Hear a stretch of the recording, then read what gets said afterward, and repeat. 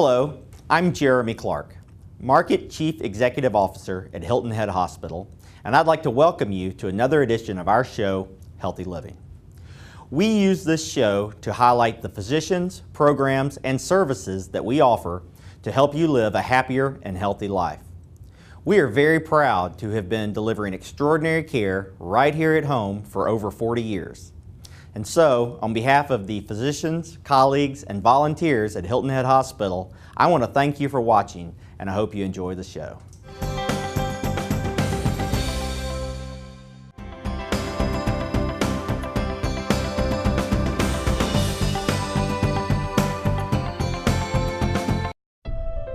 Pain. It can be different things for different people.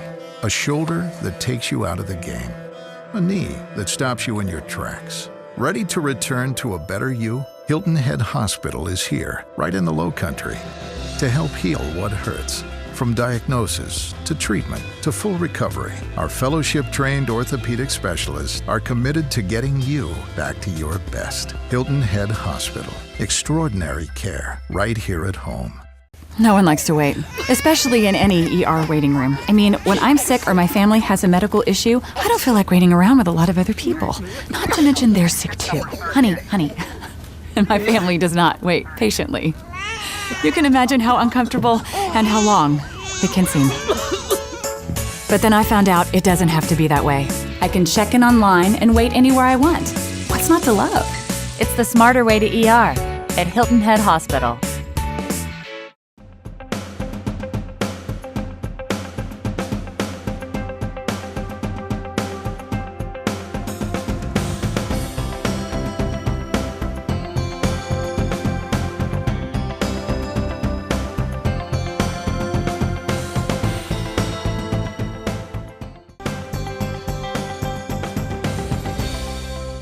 Hi and welcome to Healthy Living. We are here today with Miss Lerryn Crocker, who is the CNO here of the Hilton Head Regional Medical Center, Hilton Head Hospital. We are thrilled to talk with you.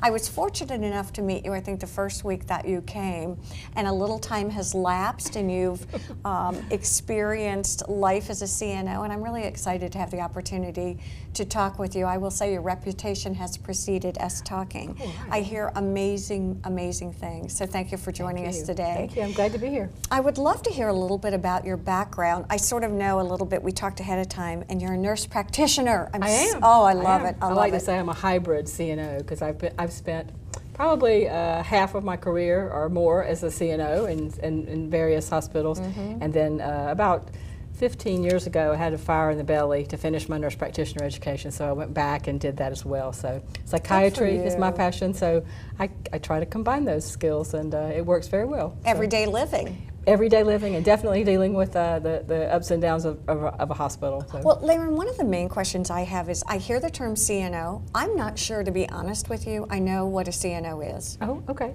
Well, a chief nursing officer, a CNO, is the person in each hospital organization who's responsible for the patient care of the nursing care. Okay. And in some cases broader than that, but most regulatory bodies require that one person be responsible for all of that, and that you not have 2 or 3 different people wearing that hat. So, so that is the way that they hold us accountable, by saying, okay, you, chief nurse, you're responsible for all the nursing policies, et cetera, and practices in the hospital. Just as kind of an overview or broad spectrum discussion about that, what does that mean? What are the criteria? Is it education, credentialing, things like that? For being a chief nurse? Well, no, more for what you do as the chief nurse. What are you looking for when you're nursing? Your nurses. In my nurses, okay. Well, we are looking, I would say more and more, obviously we're looking for competent nurses, people who know how to take care of patients safely and consistently.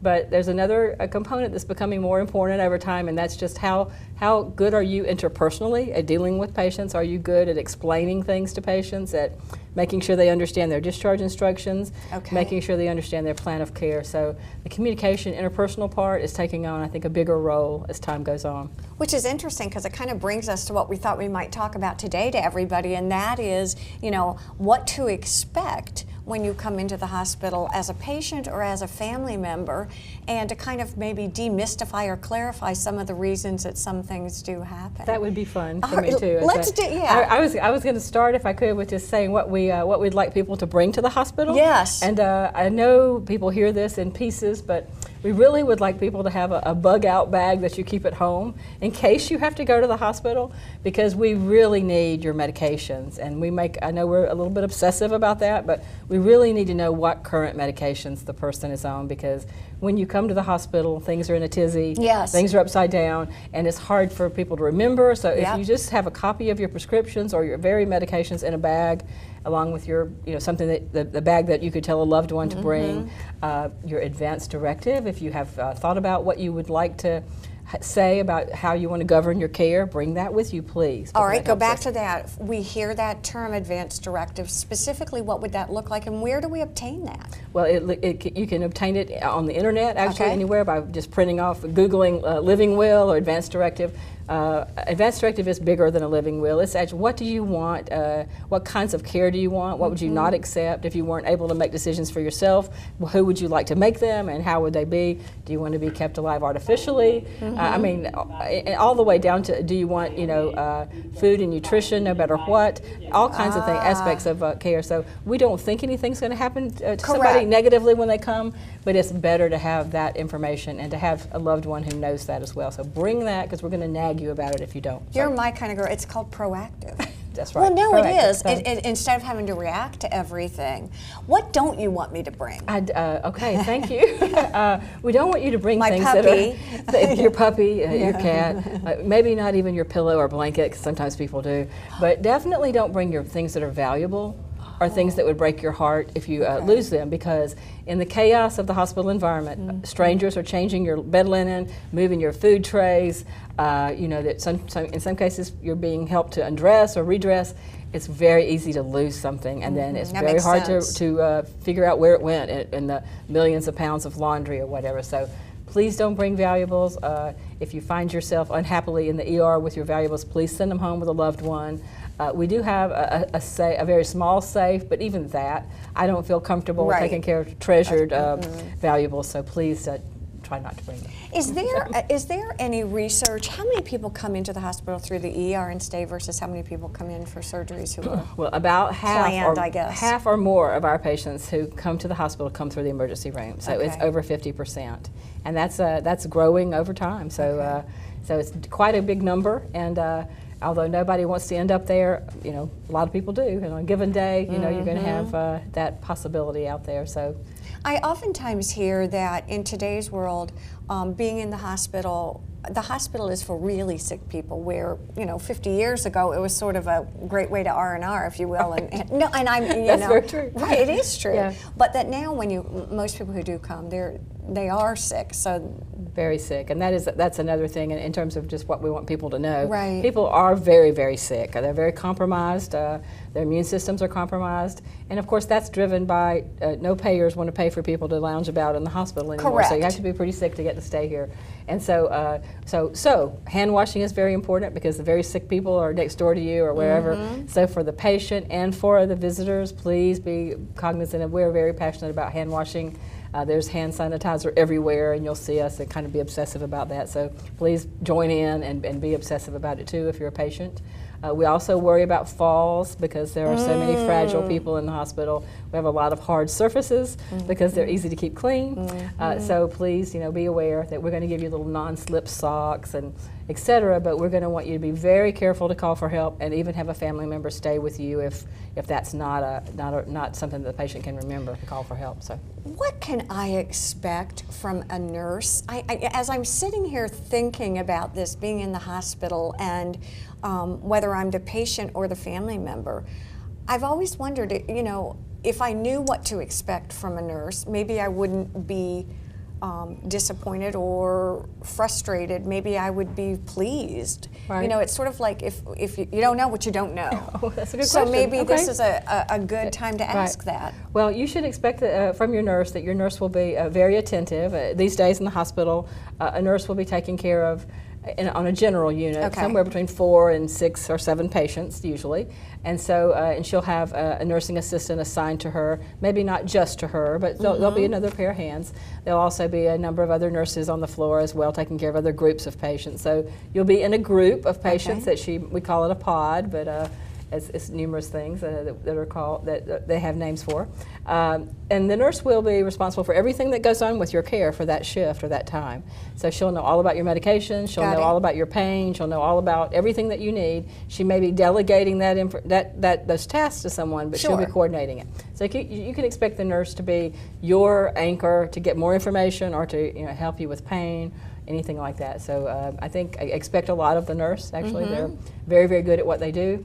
They're also, we like for people to know this, in every hospital, in our hospital in particular, we have a charge nurse.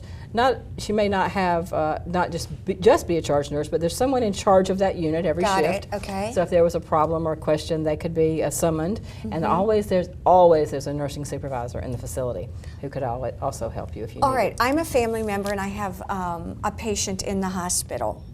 How can I best get my needs addressed with the nurse? She's busy, she's doing a million things. Is there something that you wish we all knew that could help you serve your patients better? I think you could certainly ask, the nurse's name in our hospital will be written on the whiteboard in the patient's room, which is one way we communicate with the patient and family.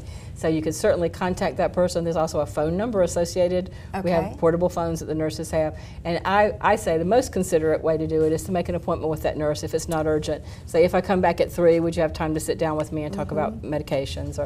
And that's usually helpful to them as they plan their time as well. It makes so much sense. We're going to take a quick break. See, isn't this fun? Do you want me to answer the question about why we ask you a million times about your date of birth? Yeah, I do, but when we come back. All right, so now you guys good. have to come back and rejoin us. Stay with us. We'll be right back here on Healthy Living.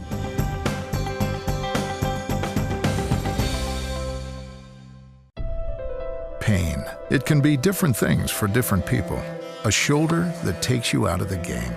A knee that stops you in your tracks. Ready to return to a better you? Hilton Head Hospital is here, right in the Low Country, to help heal what hurts. From diagnosis to treatment to full recovery, our fellowship-trained orthopedic specialists are committed to getting you back to your best. Hilton Head Hospital. Extraordinary care right here at home.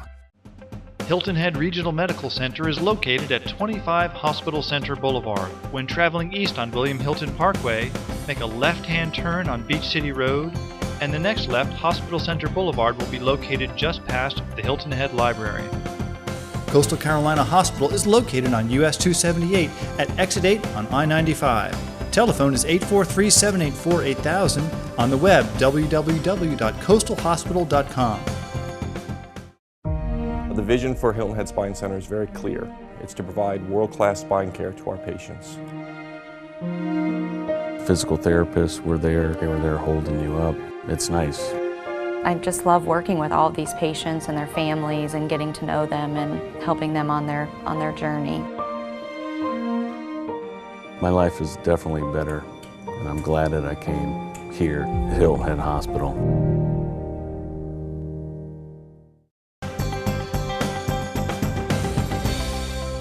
We are back here on Healthy Living. Again, Lerryn Crocker has joined us, who is the CNO for the hospital here. And I'll tell you, we took a quick break, and in that process, we've got like 16,000 questions. But we were talking about nursing, and we're talking about nurses within a patient's room and expectations. And to me, you said something very profound about nurses should be in your room, or someone from the hospital. Right. We do have intentional rounding here, so someone should be in your room during the day about every hour. Now, that's not on the clock, you know, right. But about every hour you should expect to see someone, or sooner if you need it. So that kind of helps patients know what to expect and kind of govern their requests a little bit. Certainly a person can call for help any other time. Now, and during the night, we try to limit that to every 2 hours unless the patient needs to be checked on. I love more you often, for that, because you actually get honestly, to sleep. People complain a lot about being awakened, and in fact, noisiness at night is one of the things patients complain about the most. So we try very hard to control that. But definitely you should be checked on frequently, and you should feel comfortable calling for help in the meantime if you don't feel like you're getting something. What do you think rules are? What are rules for visitors? I know that when I was in the hospital, to be honest with you, I didn't feel good. When you were a patient, you mean? Yeah, Oh, when I yes, was a yes. patient, I didn't feel good, to be honest with you, and Yeah. everybody was trying to be very kind and supportive by coming, and I just felt exhausted trying to be cheerful. I'm glad you asked me that, because really there's been a complete paradigm shift on visitation in hospitals, and we're on that bandwagon as well. And we've taken it completely away from us deciding what times the visitors can come to making it is patient driven. So now the patient decides who visits and when, and they decide who their support person is. And you tell us if you don't want the Sunday school class to visit, you let us know, and we make that happen. So it's actually turned completely around, and we actually did that just late summer here. So we're still having a few growing pains, but we've gotten really away from designated times when people can and cannot visit. That's actually really interesting, because I bet you do get people who say, I don't feel good. That's I know that many people are just like you said. They really don't. They don't really want to be the bad guy and say, I don't want my Sunday school class to have you. So that's a bad example. But, because they just don't feel like it. But we can say, that's not appropriate at this time or something like that. The other question I have is, although I didn't want a lot of people in my room, it was nice when I had you or one person there. Just I don't know how to say it beautifully, but to be almost my advocate. And you can say that. You can say that. Tell us that, and we will make sure that person can come any time of the day or night and stay with you as much as you want. Does that help the staff and the nurses? I think it does. I think some of us older nurses some people might be having a harder time with that paradigm shift than others, but yes, it does help us. It gives the patient a little empowerment, so the patient has somebody else looking out for them if they're not themselves. Also, who can articulate their needs. It's very helpful to have somebody say, Uncle John doesn't like, this, he likes this. So it is helpful, and we are adapting to that change, and it's actually much more patient-focused, and it's as it should be. One of the things that I found interesting, both when I was a patient and as an advocate, was people come in and were consistently looking at my band. They're asking me my name or my birth date, and I was like, don't you have that on my chart? Have you forgotten? Have you That's forgotten? right. Yeah. It's very annoying to people, but it does have a reason, and that is that we use that information as a patient identifier, and typically we need 2 patient identifiers when we are giving medication or performing a procedure, taking you to surgery. We want to make sure that you answer to your name. We may want to use the other identifier to be your date of birth. We'll look at your arm. We'll ask you when your date of birth is, so that we make sure that it's the same that we have on the order for you. It just helps keep the patient safe, and that we're not performing the wrong procedure on somebody or somehow getting the wrong person mixed up. So it does happen, and so we in hospitals, but so we just have to make sure it's an extra safety step. Back in the good old days when your family physician or your primary care physician came to the hospital, you knew the people that you were dealing with. There's a shift with that too now with hospitalists. Very different, different model in the past couple of decades, and that is that most primary care physicians do not practice in the hospital now. Actually, the way they are compensated for their work, it doesn't make any sense for them to stop what they're doing and come to the hospital and work, and it's very hard to make that work and make a living, really. So gradually out of that grew the hospitalist profession. And these are people who just practice in the hospital, and they are very, very good at what they do. They know their way around. They know how to get things done, and so they are actually standing in for your primary care physician and in contact with the primary care physician. So that's important for us to know who that is. And from a nursing point of view, I hear a couple of words bantered around in today's, and help me out here. I hear a lot of collaborative. I hear education as a huge, thrown around quite a bit, education. And really about the research-oriented. I mean, nursing really has... yes, nursing has evolved quite a bit in the decades that I've been around. I was trying to think of how to even say that. Yeah, and it's in a good place, I think, nursing is. We have a profession that does pride itself on being evidence-based, so there's a lot of scholarly work being done on nursing and nursing practice, and differentiating nursing practice from medical practice, which they're two different things, very different. And so nurses have done, there's quite a few prolific scholars out there who are doing research that just advances the practice of nursing. For example, in our ICU, there are many things there are nursing interventions that are done, procedures, positioning, bathing, everything from the way we do nursing assessments that have nothing to do with anything but nursing. So it's a neat thing to have worked this long to see that happening, that nursing has kind of come into its own as far as research. And you're right, communication and collaboration and education are key. I guess, really constructs of nursing, and not only education for the nurses but for the patients. And that's one of the key responsibilities of the nurse, is to educate the patient, make sure that all those confusing things that are going on in the environment are kind of tied up in a bow, I like to say, for that patient, so the patient understands this is what you're going home on, this is what happened to you while you were in the hospital, this is why you were in the hospital, and what to do afterwards. Those are seen as key nursing responsibilities to manage. Are we good as consumers or patients at asking those questions? And the reason I say that is my listening ears as a patient, even at discharge, were probably not their best. No, it's terrible. Right? I mean, right? We struggle with that. I heard what I wanted to hear, right, but I'm not sure that I got the reality. But I wondered about that. No, I think it's that's a huge, that's something we would ask people to become more educated about. But honestly, I think anytime we're anxious, in a hurry, we don't hear as well as we might. And so what we do in nursing, and what we're trying to do, is think of various ways to give that information. You give it verbally, you give it in writing, you highlight it, you put it on the whiteboard. You do other things that help reinforce that, because when the patient gets home with those discharge instructions, they're going to put them on the desk or the drawer, and they're never going to look at them again. And so you have to somehow give it to them in sound bites that they're going to. We struggle with it. I think nationwide nursing struggles with that, because it's hard to get people to. We don't spoon feed people anymore. Right. There's no time for that in the hospital. So it is important that nurses do a great job, and that patients turn on their listening ears and bring their advocate when they're hearing that information to help recall, yeah, you remember when the nurse told you this or that, so that helps. It's fascinating to listen to the different kinds of nurses within this hospital system. What have you been pleased with your nurses? Because I've got a couple of friends who are nurses, and they love their job. Yeah, I am very pleased with this nursing community here. We've got university here. We've got a couple of TCL. We've got some good programs. So we have students in the facility now, which is very refreshing. That keeps us all on our toes, gets us jacked up a little bit, make sure we're imparting information correctly to them, and that we're being good role models. But we have so many good departments. It would be very unfair for me to try to call anybody out. But we have just a great smattering of nurses. We have critical care nurses that are way above average, ER nurses as well. We have general med-surg and progressive care nurses who take care of those people who are kind of in the middle that don't need critical care. Our surgery department is outstanding. We have outpatient department that is outstanding as well. So we really have, we're very fortunate here. I think it's the same dynamic that drew me here. People want to be here, so usually people work hard to get here and stay here. So we're blessed in that way. So I think any consumer here could feel very, very comfortable with the nursing care here.